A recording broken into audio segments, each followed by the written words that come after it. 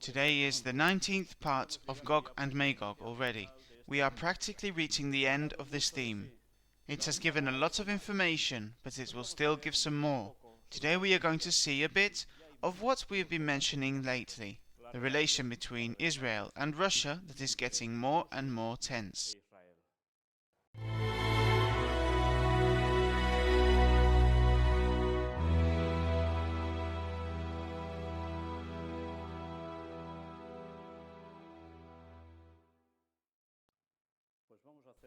Well, we are going to do a review today of what precisely has to do with the relation between Russia and Israel. But evidently, it doesn't mean that they are the only ones involved.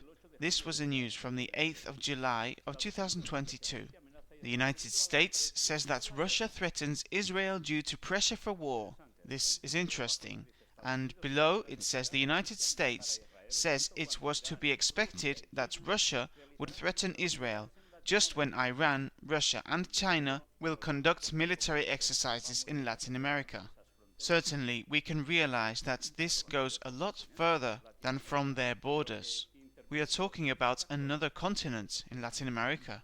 But the same actors are the ones that intervene, although Israel in its area. And as you can see, different approaches in different places, but in the end, they are the same ones. But what is true is that in the most west part of Europe, what is there right at the end? Israel. And that is one objective. There is no doubt about that. And once more, you can see how everything is moving in so many different places. And attention also to this one. It was from the 18th of July of 2022. Although diplomacy between the two countries was consolidated at the beginning of 2000 with the election of President Vladimir Putin and the appointment of Israeli Prime Minister Ariel Sharon, the current tensions in Syria and the war in Ukraine have put the bilateral relationship in jeopardy. In recent months, relations between Russia and Israel have been deteriorating rapidly, and for many reasons the war in Ukraine may lead this situation to a real crisis. Over time, Israel has managed to consolidate a strategic alliance with Russia. In the early 90s, and as a consequence of the collapse of the USSR, approximately 1 million Russian Jews who received authorization to leave their country were absorbed by the State of Israel. Currently, 16% of the Israeli population is of Russian origin, and Russia is home to more than 450,000 Jews. Despite the fact that today Russia is not one of Israel's main trading partners, in 2022 the trade balance between the two countries is 400 times greater than in 1991, especially in exchanges of precious metals, plastic, technology and military equipment. It is noteworthy that some Israeli companies helped build a drone factory in Yekaterinburg at the time. During the Obama administration, Washington not only negotiated with Iran, but also became very close to Arab countries, bringing Tel Aviv even closer to Moscow. This is why in 2014 Israel refrained from condemning the annexation of Crimea. Yes, remember 2014 in Crimea. And this is in the pot again at full boil. In 2015, Russia intervened in the Syrian civil war seeking three strategic objectives. First, to retake control of the Syrian part of Tartus, to access temperate waters and project its power from the Mediterranean. Second, transform Syria into a laboratory for testing new weapons, and third, take over some oil refineries. But beyond these considerations, what Russia wanted was to become an indispensable actor in order to consolidate its permanence in the Middle East, which is why it establishes good relations with all the states of the region to establish itself as an arbitrator and mediator in interstate disputes. In other words, now everyone must turn to Russian President Vladimir Putin to solve problems with their neighbors. But what the Kremlin is least interested in is resolving differences, because doing so would make him a dispensable player in the area. And the footer of this photograph is interesting. Moscow has the largest Israeli expatriate community in the world, with approximately 80,000 citizens living there. Russia has made an alliance with the enemies of Israel. In 2015, Russia authorized the passage of Israeli planes in Syria when the Jewish nation bombed Iranian positions. During that onslaught, and despite the hundreds of raids in the last 7 years, the Russian batteries S-300 and S-400 never fired at the Israeli jets, thanks to a tacit agreement signed between the two countries. But things have changed. For example, some members of the Knesset, the unicameral parliament and seat of the State of Israel's legislature, were alarmed that same year by the fact that Putin established solid alliances with his worst enemies, Iran, Hezbollah, and the Syrian regime. What we see today is that Russia helped firmly position Iran and Hezbollah in southern Syria, very close to the Golan. Even in June 2022, the Russian and Syrian armed forces carried out joint military exercises a few kilometers from the Israeli border. It is also worth remembering that in February 2022, just days before the invasion of Ukraine, Russia brought hypersonic missiles and nuclear-capable bombers to Syria. As a result of the war launched by Russia 5 months ago, many Russian troops stationed in Syria began to be transferred to Russia since May, to fight shoulder to shoulder with Syrian and Libyan mercenaries hired by the Kremlin. It seems that some of the Russian bases in Quneitra and As-Suwaida, Syria, are now going to be in the hands of Iran and Hezbollah. Added to this is the fact that in April, a Hamas delegation was received in Moscow by the Russian Foreign Minister Sergei Lavrov, just as riots were taking place on the esplanade of the mosques. Interesting, right? What a story. Support for Ukraine and conflicts in Syria. Undoubtedly, the most relevant event in the decline in Russian-Israeli relations occurred on Friday, May the 13th of 2022. That day, Israel launched an air offensive in the Syrian city of Masyaf, and according to Israeli Channel 13, in this operation, Russia opened fire against the Israeli planes, since for the first time the S-300 anti-aircraft missiles were activated, which can only be manipulated by Russian soldiers stationed in Syria. Although on this occasion no jet was shot down, what we must ask ourselves is, what is the message that Putin wants to convey to Tel Aviv with his performances? The message is clear. If you support Ukraine, I can complicate things for you in Syria. It is no secret that Israel sent humanitarian aid to Ukraine right after the war began, and Israel's then Deputy Prime Minister Naftali Bennett expressed his support for the Ukrainian people. In response to the above statement, the Russian UN delegation criticized construction plans on the Golan Heights, claiming not to recognize Israeli sovereignty over territory that belongs to Syria. Since May, Israel has been sending Ukraine not only medicines, but also protective equipment, helmets, and flak jackets. Sergei Lavrov responded by accusing Tel Aviv of supporting a neo-Nazi regime in Ukraine. The Russian minister even went so far as to affirm that Hitler was of Jewish origin and that the worst anti-Semites are the Jews themselves. All of this we already saw it. Israel then questioned the Russian goal of denazifying Ukraine and condemned the atrocities committed by the Russian army in the town of Bucha. The reply came at the beginning of July from Maria Zakharova, Director of the Department of Information and Press of the Ministry of Foreign Affairs of the Russian Federation, who demanded that Israel cease air bombardments in Syria. Is the assistance provided by Tel Aviv to Kyiv so significant that Moscow spoke out so strongly against one of its allies? No, as support has been very limited so far.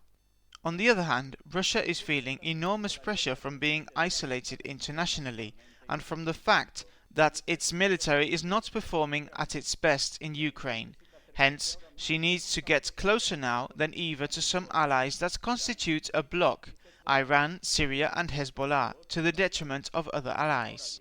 Now, why does Israel support Ukraine even though this may cause the breakdown of a strategic alliance with Russia? Israel is concerned about the Jewish communities in Ukraine, a country that is linked to the history of Judaism with two symbolic cities, Odessa, called the Jerusalem of Europe, and Uman, site of the tomb of Nachman of Breslev, a rabbi revered by the Hasidic community. What is worth considering is whether, given Israel's obvious concern for Ukraine, and due to Kyiv's insistence, this nation will sell Israel the Iron Dome anti-missile defense system.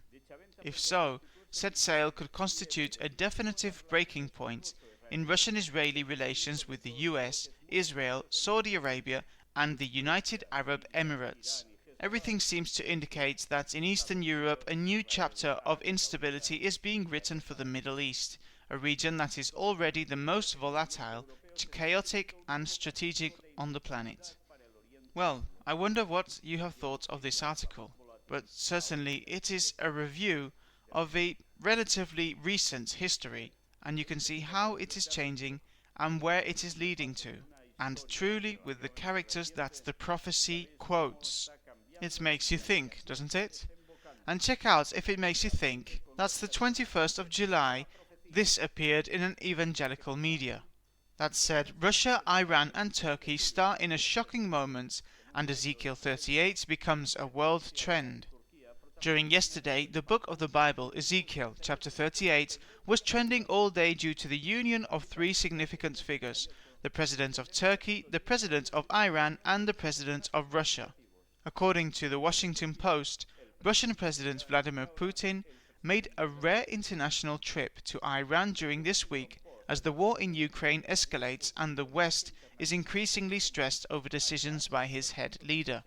Putin's visit to Iran has caused people uncertainty and concern, since both Iran and Russia have been rejected by many nations, and among them is the US. The point that might unite all these countries that have been somehow excluded is the fact that they seek to have total control or power. Now, Putin has strengthened his ties with his allies even more, with Iran and Turkey being his closest. He had the opportunity to meet with the leader of Iran, Ayatollah Ali Khamenei, and the Iranian President Ebrahim Raisi, long before could be seen with Recep Tayyip Erdogan, Turkish president. Notice how Turkey is always moving from one side to the other, always trying to get under the best umbrella to be able to continue with its own objectives. But this is not going to last long. CBN News analyzes that this visit comes after Biden has visited Israel, a country that is constantly threatened by Iran. In that meeting, the actions of the Iranian country were discussed as a long-standing global problem for which no solution has been found so far. Apparently this meeting, together with other world problems, caused different pastors and experts to analyze that the time of Ezekiel 38 has arrived and the end is much closer than is believed. Pastor Greg Laurie of Harvest Christian Fellowship and author Joel Rosenberg have been just a few who have spoken openly on the subject and how the word is being fulfilled in this time. Interesting to see how parts of the evangelicals see a prophetic fulfillment in this. The key point is that the trend Ezekiel 38 that went viral on Twitter refers to the war of Gog and Magog, of which there are those who think that it has not yet been fulfilled. In this case, Gog would be an individual who will be a future leader of Russia and thus would be facing Magog. The book of Ezekiel says that Gog will attack Israel and its allied nations, but that God will intervene and defeat his enemies. And they quote the text of Ezekiel 38 verses 14 to 16. Therefore, Son of man, prophesy and say to Gog, Thus says the Lord God, On that day when my people Israel dwell safely, will you not know it? Then you will come from your place out of the far north, you and many peoples with you, all of them riding on horses, a great company and a mighty army. You will come up against my people Israel like a cloud, to cover the land. It will be in the latter days that I will bring you against my land, so that the nations may know me, when I am hallowed in you, O Gog, before their eyes. According to experts, the Bible itself gives the coordinates so that all the people involved in this context can be identified. From a biblical perspective, anytime you have directions given in the Bible, then you always start with Israel being kind of the center of the compass. And it speaks about these nations coming from the uttermost parts of the north. If you just do a straight line north of Israel, you're going to land in the middle of Russia, explained Jeff Kinley, author and end times expert. It's talking about people of the evangelical area. It is now when this meeting of Russia, Iran and Turkey appears, and it was immediately classified as a prophetic fulfillment by many people on social networks, although others denied it, expressing that they are involving this context in a wrong biblical prophecy. Due to all the above explained and much more, it is impossible for many not to stop linking what is happening as the beginning of the end of times and the second coming of Christ. But certainly no one knows the date or the hour in which the Lord has to come, so it is not wise for believers to proclaim analysis and speculation on this important subject. Notice once again the mistaken interpretation of that verse of no one knows the day or the hour. Remember that the biblical text, what is really saying is, no one makes known but the Father. The thing changes, doesn't it? But we know about the 6,000 years, and that they finish in 2031 no matter what. There is no other. Therefore, all of those things that are prophesied, that are still to be fulfilled, from now on they will be fulfilled no matter what as well. Although we must say once again that after so many conferences that we have shown about Gog and Magog, we can already start to discern what is going to be fulfilled of that prophecy and what isn't. There were certain things depending on a certain moment that could not be, and then what is left, what can be fulfilled, is what is to happen now in our times. And that we must have clear, or else we will not understand anything, and we will get in a bigger and bigger mess. It is necessary to pray and watch, always being in the presence of God, asking for a correct heart that pleases the Lord, and asking for His kingdom to be established in the world. And you know that all of this has to happen, but there is something that they do not count on, and that is that Satan is going to appear as if he were Christ. Realize the satanic trap that is, because there is a great part of the evangelical people that can see the prophecy fulfilling in front of them, but by not knowing how to distinguish the other parts, they are going to fall on their knees. That is why we must know the prophecy and the sound doctrine, or on the contrary we are toast. Russia criticizes Israel for its anti-Russian stance in the framework of the invasion of Ukraine. The tension increases, it does not fail. And one other news from the 26th of July, just like the previous one. Israel seeks dialogue with Russia over its attempted closure of the Jewish agency. Israel remains willing to talk with Moscow before its attempts to close the Jewish agency in Russia. The acting Israeli Prime Minister, Yair Lapid, said today after the Kremlin called not to politicize the situation created after his requests to close this body promoting Jewish immigration. If legal issues arise in connection with the important activity of the Jewish agency in Russia, Israel is, as always, ready and prepared to engage in dialogue, a spokesman for Lapid said in a statement stressing the importance of existing bilateral ties between both countries. Yes, as you know, it is that agency that from Russia is used to send Jews to where? To Israel. And what did Putin say? He said that this must be stopped. That the most probable is that the agency will be closed. Tensions continuously and increasingly between Russia and Israel. See it once again. This news is from the 28th of July of the same year. Israel fears a nightmare scenario as the crisis with Russia escalates. Why nightmare? Because they already know, as Netanyahu said, you can see him below on the right beside Putin, that he already knows that the scriptures talked about Israel being attacked by Russia, and he knows that it is going to happen. He already said it in its moment, and they are seeing how this is coming closer, and it is all being prepared. But as always, the things that can be fulfilled from that prophecy and those that cannot are being mixed up, and at the moment of truth they are getting themselves in a big mess. But there is a general guideline that is going to be fulfilled, and they know it. And now, the 1st of August, appeared this news, Chabad and Putin fight for valuable assets.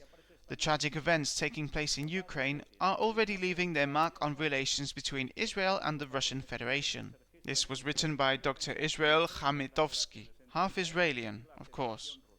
The tragic events taking place in Ukraine are already leaving their mark on relations between Israel and the Russian Federation.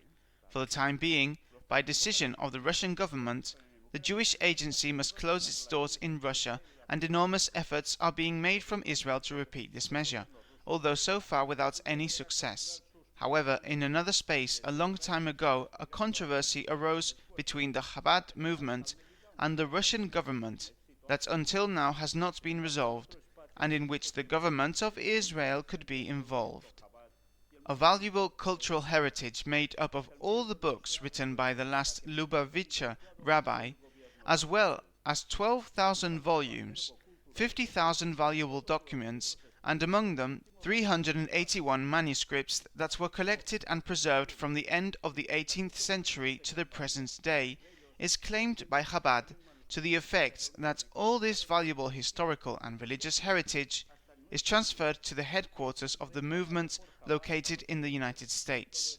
For its part, Russia maintained that given that the last rabbi of Lubavitch had no children or heirs, it is possible for him to be nationalized and appropriated.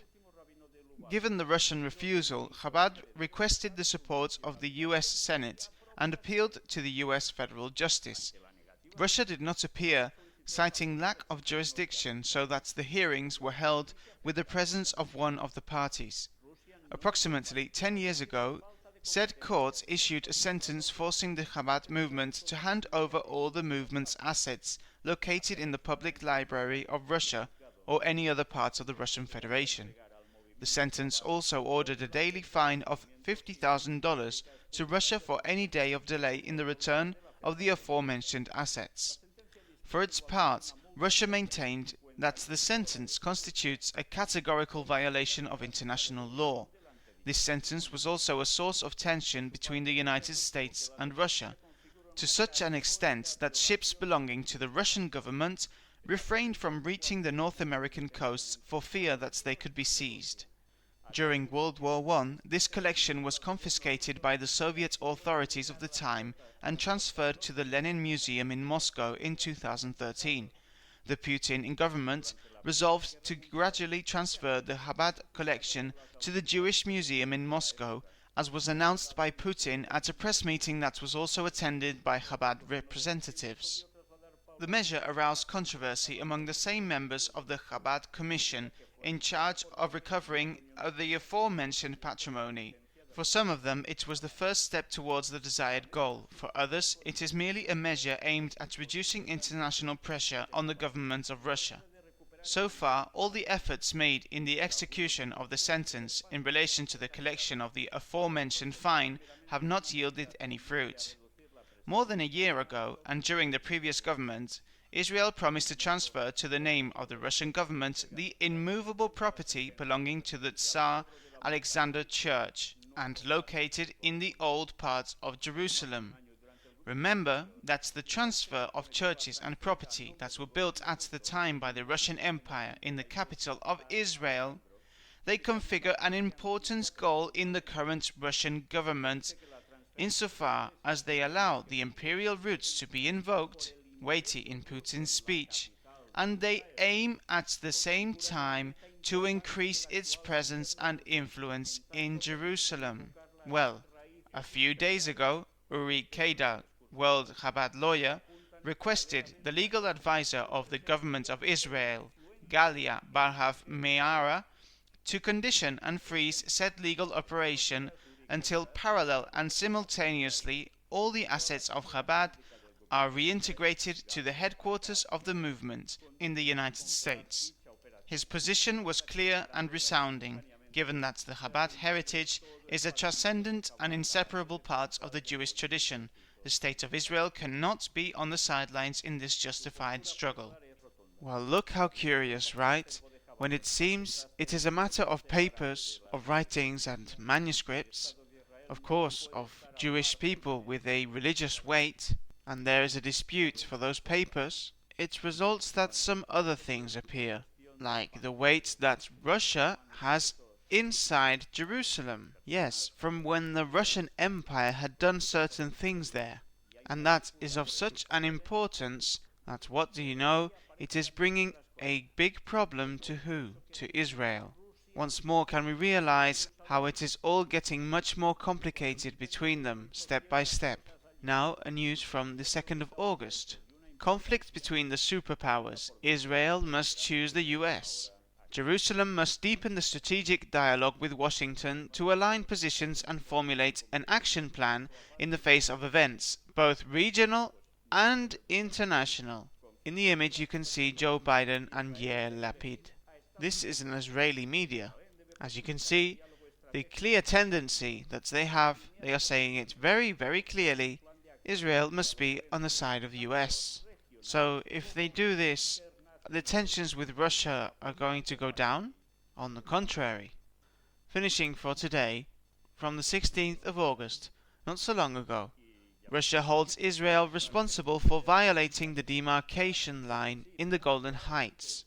The Russian military recalled that Israel does not have the right to cross the Alpha Line, as stipulated in the corresponding UN Security Council resolution. These are the Golan Heights shown in the image. What a conflict zone. The Russian Center for the Reconciliation of the Warring Parties in Syria has denounced on Tuesday, citing information from the Syrian side, the violation by Israel of the demarcation line in the Golan Heights.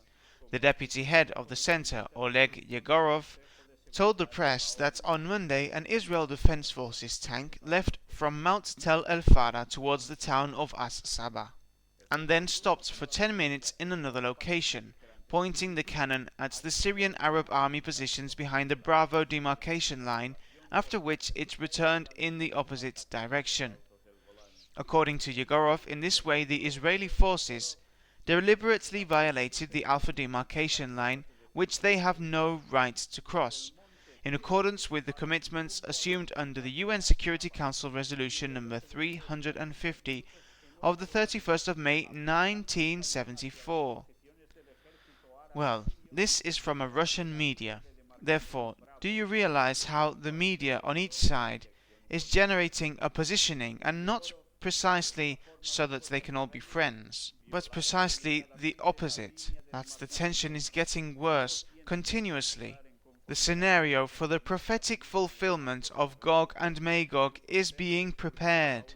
Not the one after the millennium, but the one before the second coming of Christ.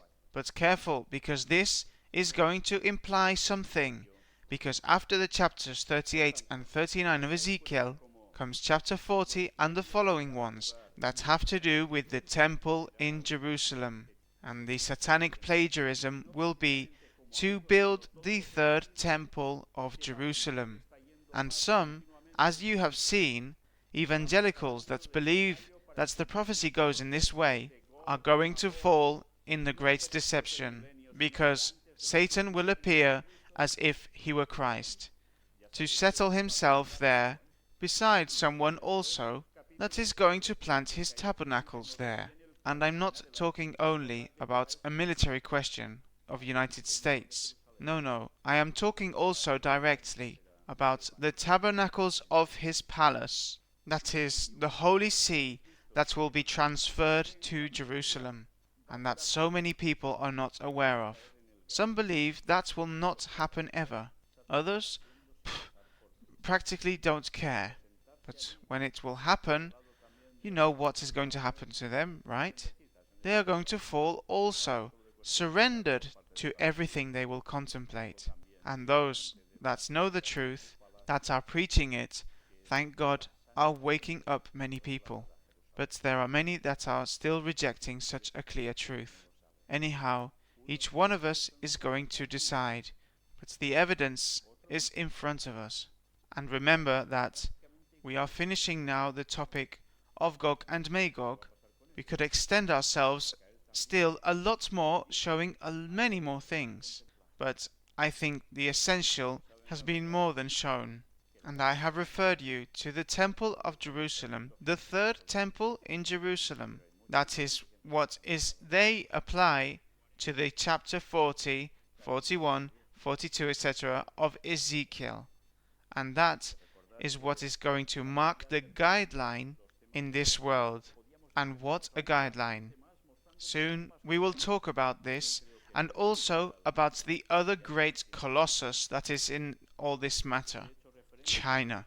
Prepare yourselves, because the next conference is practically the tip of this matter, what will lead to the consummation of this great deception. Maranatha 2031. It is all brewing right in front of our eyes. The second coming is very near. May God bless you.